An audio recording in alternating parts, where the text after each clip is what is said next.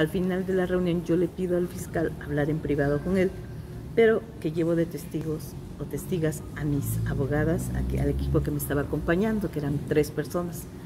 Y él dijo que sí. Yo entro a su despacho porque yo no quería que la gente oyera lo que le iba a exponer. Yo entro a su despacho y le digo, está sucediendo esto, creo que está mal, me parece que no es correcto, se pone en riesgo mi seguridad, etcétera, etcétera, etcétera. Y entonces yo me di cuenta que no puedes confiar en un fiscal.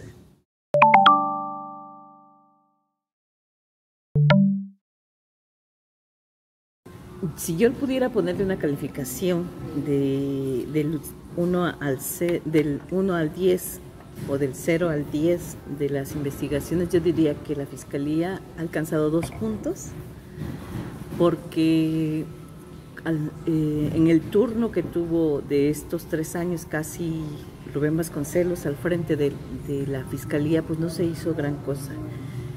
La primera persona que fue detenida, te acordarás, fue en 2018, septiembre, agosto de 2018, pero estuvo 7 días máximo detenido, no fue vinculado a proceso y nunca se hizo un juicio en su contra, sino simplemente no fue vinculado a proceso. Hasta un año después se detuvo a un segundo presunto responsable y que fue vinculado a proceso en su calidad de copartícipe. Hay un documento de video donde él va caminando junto a las víctimas, él le pone hasta donde alcanzan sus brazos, pone ambas manos sobre el cuerpo de Pamela y sobre el cuerpo de María del Sol. Ya no se ve más porque ahí se acaba el cuadro de la cámara y en ese momento ocurre el ataque. Por eso está vinculado él. Y porque, bueno, él está en la cárcel. Él está en la cárcel, está desde el 27, bueno, fue vinculado a proceso el 2 de junio, precisamente, no tiene sentencia de 2019. Todavía. No tiene sentencia porque efectivamente a lo que hubo en el proceso ha habido muchas fallas de parte de la Fiscalía o de los Ministerios Públicos y no se llevaron a cabo en los tiempos correspondientes las etapas. Entonces, es la misma investigación que libera a GU, quien es la misma que se lleva en el caso del segundo implicado. Entonces, salvo algunas cosas adicionales, pero nada más, no hay investigación realmente. Puedo afirmar, y yo lo decía hace unos días en la conferencia de prensa, puedo afirmar y sigo afirmando que hay una obstaculización del proceso de investigación por parte de Rubén Vasconcelos Méndez, porque él es el que está al frente de la Fiscalía, él es el responsable directo. Claro, debe haber muchos otros actores, pero en especiales. Rubén Vasconcelos, hoy sabemos, detuvo prácticamente el trabajo de investigación. Hasta 2020 hay un cachito más de investigación, de lo cual yo me entero hasta 2021. O sea, lo tenían separado de la carpeta, realmente sí. O sea, es un silencio demoledor el que ocurre con Rubén Vasconcelos. Y bueno, finalmente, te decía yo, este muchacho fue detenido vinculado a proceso el 2 de junio de 2018 y la primera audiencia se realiza hasta el 5 de febrero de 2021. O sea, ¿por qué? Porque hay un proceso, ¿no? Hay un proceso de investigación, ellos pidieron ampliación del término y luego nos pasamos, el término venció en diciembre y finalmente hasta un mes después se inició el proceso.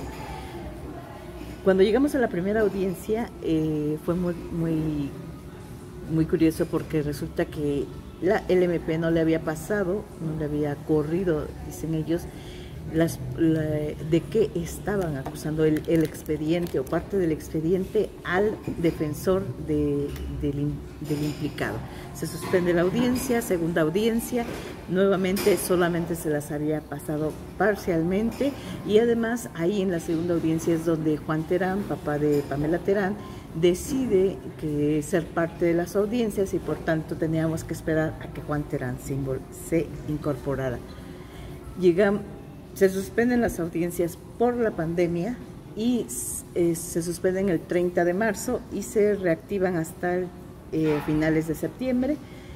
Y si yo no voy a la mañanera con el presidente, pues no sé cuándo se hubieran reactivado, porque yo voy el 24 de noviembre a la mañanera y para la segunda semana de diciembre yo ya tenía las audiencias tanto de robo como por el hecho del asesinato calificado como doloso, ¿no? Y entonces, regresamos a la audiencia y se incorporan nuevamente en esta audiencia también las otras víctimas indirectas que no se habían incorporado, como es o solicitan su incorporación, que es la mamá de Pamela y los padres de Adelfo. O sea, todo este tiempo que ha pasado, las familias no se incorporan casualmente y pasa el tiempo. No se lleva a cabo la audiencia nuevamente porque hay un detalle ahí por el cual no se lleva a cabo, se pospone. Llegamos a la audiencia en enero de nueva cuenta y ahí es donde ellos piden un criterio de oportunidad, es decir, yo voy a decir qué pasó, pero me van a ayudar en eso. Eso es lo que cambalachean, ¿no? Nosotras dijimos, muy a nuestro pesar, que sí, pero intuíamos que algo estaba pasando. Se le dan 3 meses de plazo para la investigación con el muchacho que está detenido y finalmente regresamos a la audiencia y te dice, no aceptamos el criterio de oportunidad, ya no lo queremos, porque pues, así como nos los ofreció el Ministerio Público, ya no lo queremos. O sea, no era de ellos, se los había ofrecido o se los había sugerido el Ministerio Público. Finalmente, en abril se realiza la audiencia, después de más de un año finalmente se termina la audiencia intermedia, que era la que queríamos hacer, y ya se vincula y va a la etapa de juicio. Es decir, después de 3 años tenemos a una persona por iniciar una etapa de juicio que no sabemos cuándo se va a hacer. Y bueno, lo otro que pasó es que después de 2 años y medio finalmente se presenta a la audiencia quien está acusado de robo de las pertenencias de María del Sol. Finalmente, te digo, después de 2 años y medio, él llega y dice, aquí estoy. No su proceso es en libertad porque no es un delito grave. Y ahí yo pedí una ampliación de término para la audiencia intermedia, que yo creo que estamos esperando fecha de que se haga para hacer algunos ajustes, porque yo no estoy de acuerdo en las propuestas económicas que hacen, porque ellos lo que dicen, si te robó algo, que te lo pague. Solo que si te robó tu celular en 2018 y tu celular te costó 20,000 pesos en 2018, ahora te van a pagar por él 3,000 y di que te fue bien. Entonces yo no estoy de acuerdo en eso. Es la ley, yo no puedo hacer nada, pero hay otras cosas que yo sí puedo hacer y es lo que estamos planteando en esta nueva audiencia que esperamos que se lleve pronto. Al principio fue muy buena. Yo diría que hasta que liberan a GU, ahí se empieza a romper la relación. Claro, le reclamo personalmente a Rubén Vasconcelos que no hicieron bien las cosas.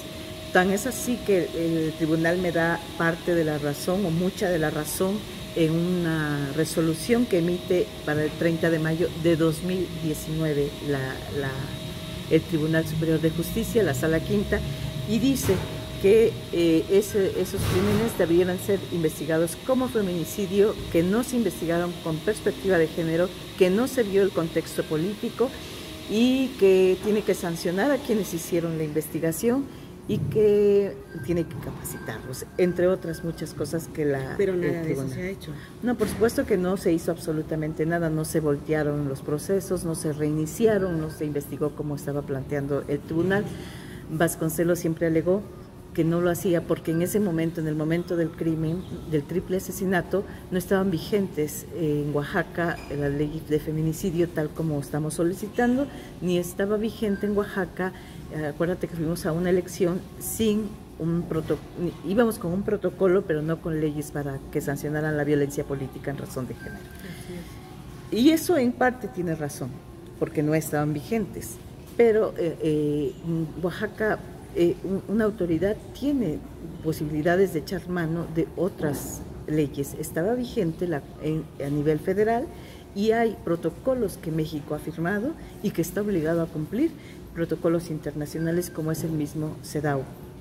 Entonces, no entendíamos su razón. Bueno, yo te digo, lo vi hasta la última vez que lo vi fue en octubre, a finales de octubre de 2018, yo lo vi.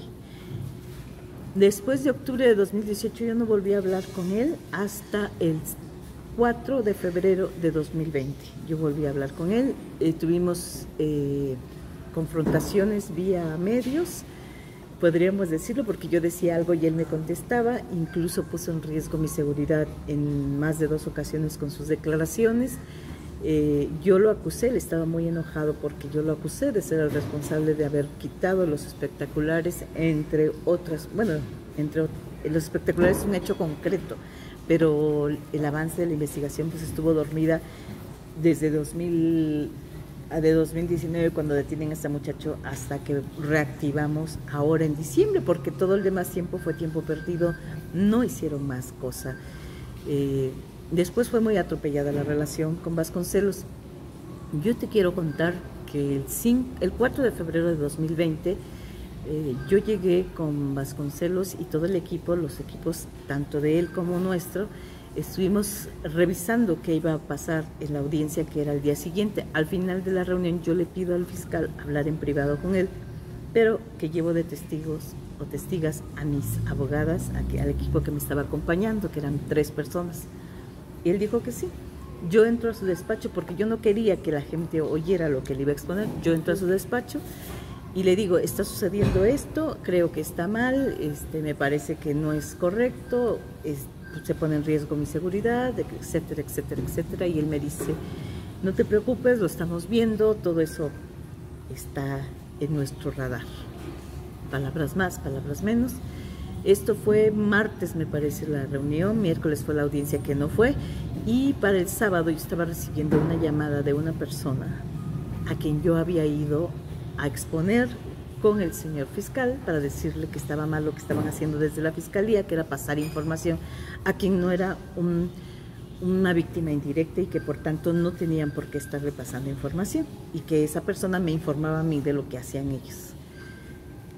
Y entonces yo me di cuenta que no puedes confiar en un fiscal, que tiene tratos con personas que no tiene que tener, considerando las actividades que hacen las otras personas y que te ponen en riesgo. Responsable de fuga de información, entonces. Responsable de fuga de información y que pone en riesgo y que tiene un trato preferencial y directo con otras personas que no tendría que tener el fiscal. El señor que cuida a Oaxaca, el señor que cuida o que debería de ser representante de quienes estamos de la sociedad, pues te expone como persona. Eso fue terrible para mí. Tú expusiste todo esto que nos estás comentando, lo expusiste ante Olga Sánchez Cordero, platicaste con el presidente Andrés Manuel. ¿Hasta qué punto te han apoyado?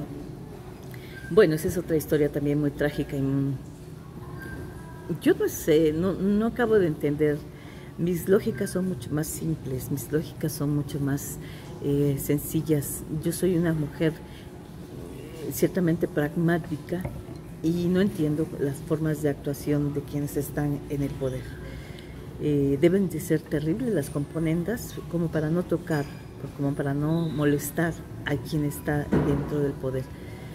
Cuando yo hablé con la secretaria de Gobernación, Olga Sánchez Cordero, ella estaba totalmente indignada y hasta me dijo, híjole, hasta le acabo de entregar un diploma al fiscal de Oaxaca.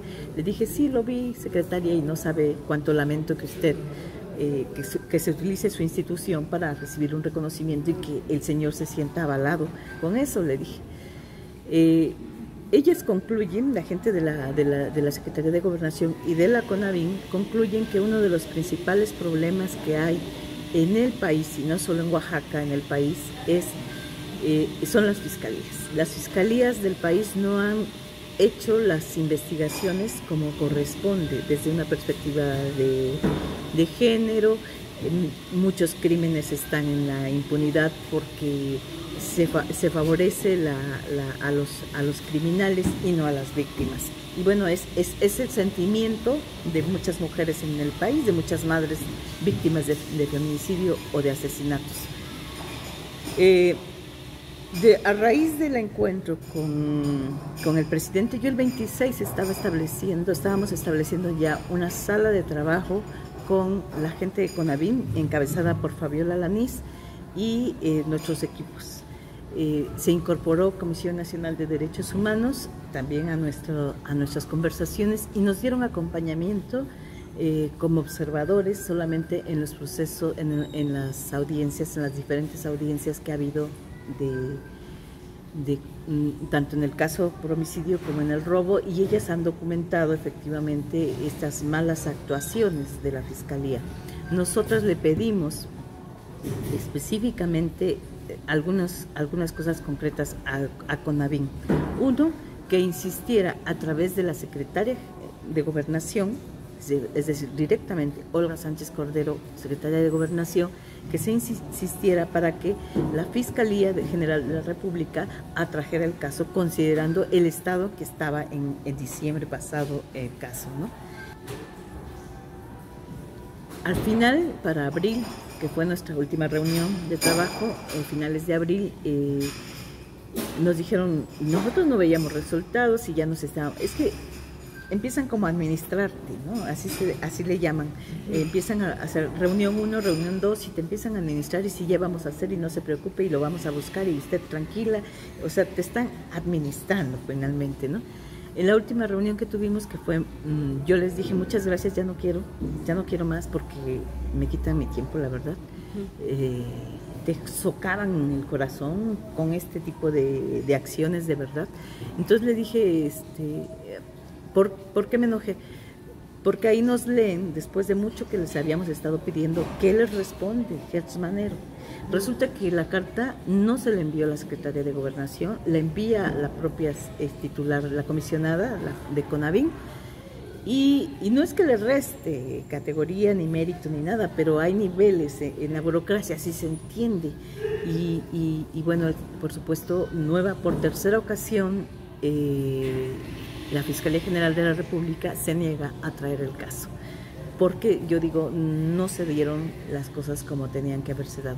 ¿En qué sí ayudó la Fiscalía? Bueno, digo, esta reunión, esta mesa de trabajo, pagaron ellas una auditoría comercial que solicitamos, es decir, pagaron 5,000 pesos a quien hizo la auditoría y estuvieron acompañando, te digo, en estos procesos, y yo espero realmente que hayan documentado. No hubo muchas promesas y no se cumplieron las promesas, eso sí, yo lo puedo decir, promesas de acciones concretas, pues, y yo sí puedo decir, pues, que no hicieron su trabajo. Y ayer veía yo la mañanera y ahí vi que la titular de CONAVIM estaba diciendo que han establecido mesas de trabajo y que están coadyuvando con quién sabe cuántas carpetas de investigación. Y entonces me dice una amiga, y seguramente en esas que dijo está la tuya. Y yo diría, no están coadyuvando, están administrando las carpetas de investigación junto con las fiscalías de los estados, es decir, ni para atrás ni para adelante. Hay mucha burocracia, yo te digo, yo soy más pragmática, hay un camino lleno de burocracia, hay un camino lleno de reuniones, no hay, o sea, yo a lo largo de estos 3 años y otras que había conocido antes, pero a lo largo de estos últimos 3 años yo he conocido a muchas mamás con problemas muy semejantes al mío, muy semejantes, tanto en Oaxaca como fuera de Oaxaca. Y creo, y cuando me puse a investigar, bueno, también encontré casos en Sudamérica, ¿no? Entonces, estamos hablando de un problema generalizado, ¿no? Es un problema estructural. Entiendo que la palabra, primero ha sido muy difícil al sistema político, al sistema de gobierno, reconocer que las mujeres tienen un valor. Y cuando las matan no les dan la importancia que tienen que tener estos casos, ni las razones por las que las matan. Y bueno, entonces, mientras no se les dé esa importancia, es difícil que se resuelvan las cosas. Nosotras las madres hemos sido más pragmáticas, lo hemos puesto, está en blanco y negro, lo que es negro y lo que es blanco, y no tenemos ninguna respuesta. Yo he escuchado madres que tienen 10, 12 años y yo digo, yo no quiero ser una mamá que se pase 10, 12 años de la vida o lo que me resta la vida haciendo este trabajo, pero si fuera necesario, lo voy a seguir haciendo. Me estaría traicionando a mí misma, primero. Lo hago por mi hija, por supuesto. Yo estoy segura que si esto me hubiera pasado a mí, la primera que estuviera exigiendo justicia para mí sería María del Sol. Eso lo tengo claro. Y lo hago por ella porque era una mujer convencida, era una mujer de principios, era una mujer con muchos proyectos y porque le truncaron esos proyectos. Ella tenía muchos sueños que no puede realizar hoy en día. Y lo hago por mí. Y lo hago por las mujeres. Yo digo, yo soy una feminista y he sido feminista hace 35 años más o menos, y hace 26 años más o menos, convencida realmente, y no me puedo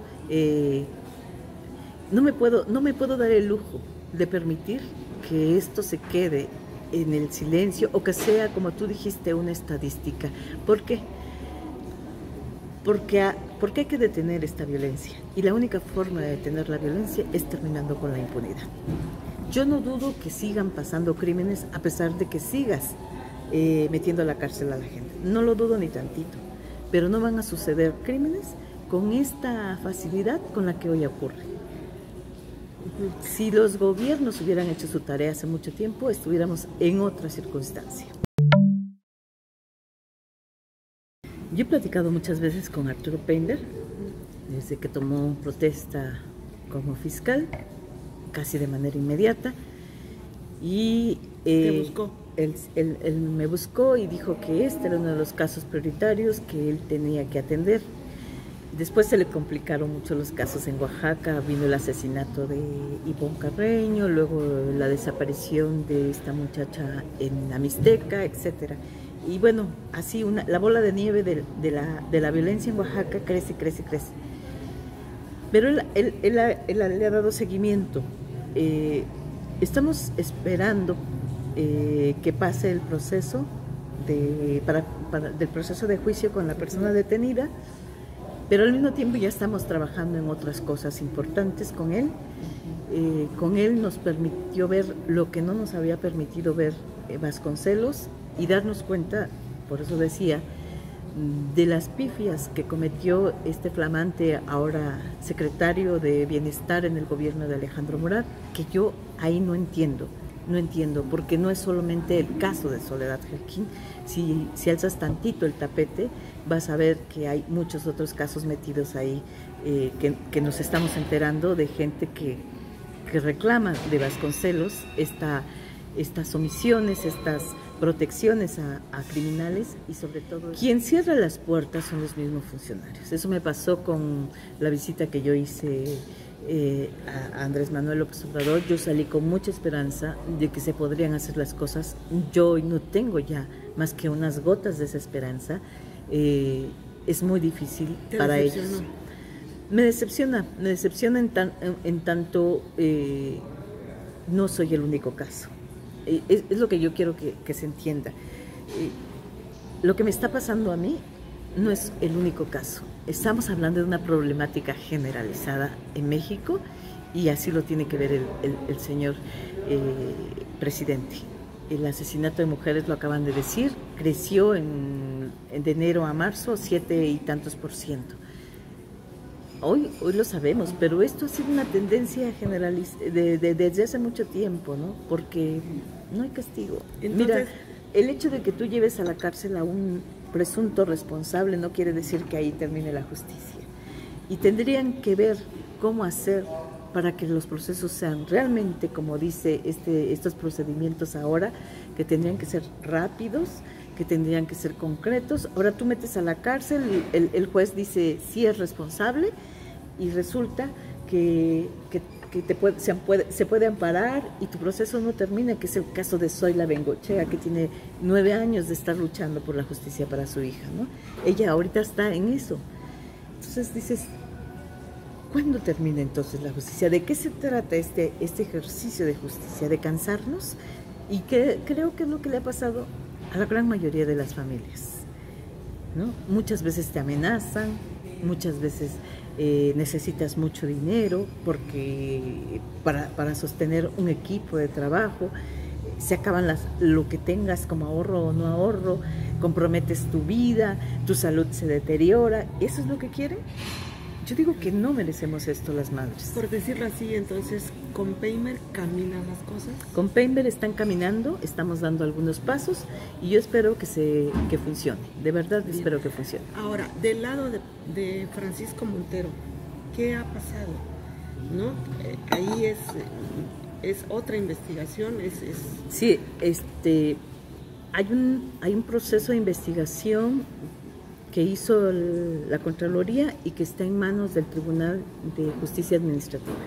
Estamos esperando también que nos llamen porque por fortuna hubo una magistrada que entendió que yo también era una víctima indirecta, en este caso porque como resultado de la corrupción hecha por Francisco Montero y su equipo, yo había sido indirectamente afectada con la muerte o el asesinato de mi hija. Y entonces está en ese proceso ahora y estamos esperando que nos llamen.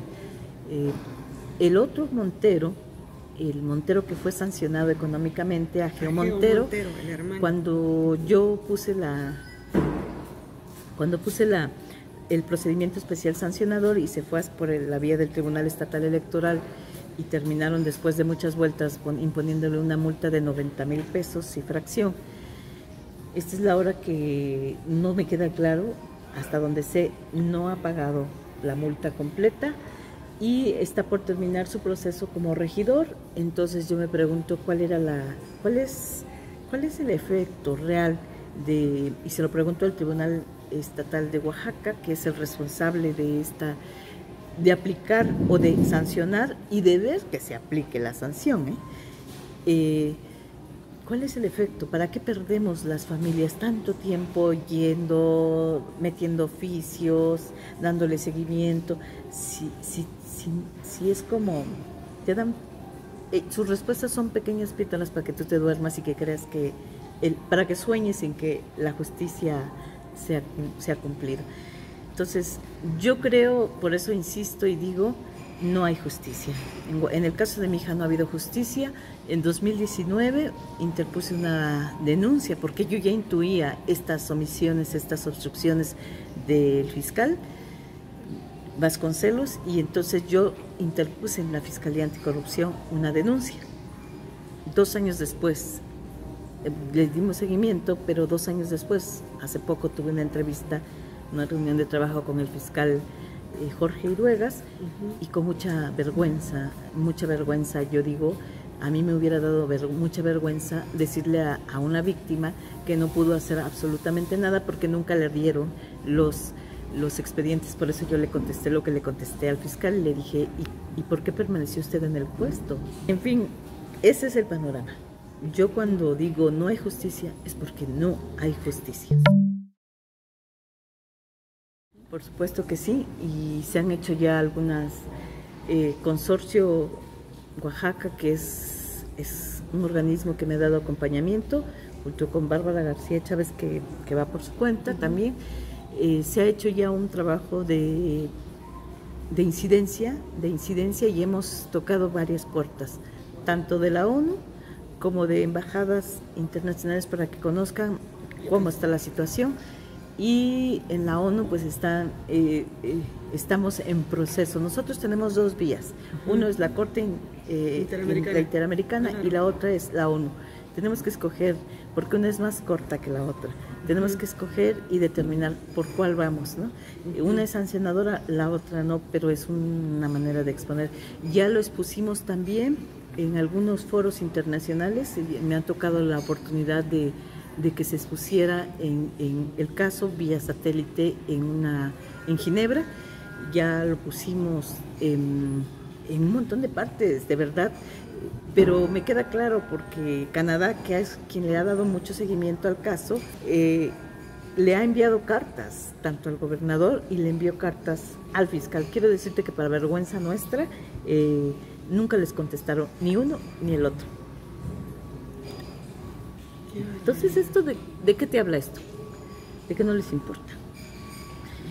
¿Cuál es la otra vía que estoy esperando? Que termine el gobierno de Alejandro Murat. Alejandro Murat se tendrá que ir de Oaxaca, se irá con la cola entre las patas, yo me quedo. Yo me quedo. Y le voy a decir lo que me dijo un día un funcionario de Oaxaca. Yo a usted le voy a responder y tengo que hacer mi trabajo, porque yo soy de Oaxaca y no quiero encontrarme en la calle y que usted me gritonee que he sido un bandido. Él hizo su trabajo, está ahora en el Tribunal de Justicia Administrativa lo que tenía que hacer, y ojalá todos pensaran de esa manera. Pero quien no es de Oaxaca se va a ir y nos va a dejar el tiradero como nos los está dejando ahora y no le importa. Ay, yo digo que no hay que cejar. No hay que cejar, no hay que dejar de hacer lo que se está haciendo. Y yo hago este llamado más que nada a las madres que están buscando justicia para sus hijos, a sus hijas específicamente, y también para sus hijos. Que empecemos a denunciar dónde están, qué hicieron con sus expedientes. Porque hoy somos unas cuantas, pero son cientos de mujeres asesinadas cada año en este país. Cada año son más de 100. Y aplaudimos cuando un feminicida es sentenciado, como sucedió hace unos días. Pero es uno entre muy pocas buenas noticias. Esto quiere decir que hay mucha impunidad y que no podemos dejar que Oaxaca nade en ese caldo. Oaxaca es mucho más. Así como nos dicen que Oaxaca es belleza, es historia, son estos preciosos edificios. Bueno, lo más importante de Oaxaca somos sus personas, las personas que vivimos en Oaxaca, pero lo más importante es que viviéramos bien, y vivir bien implica tener justicia.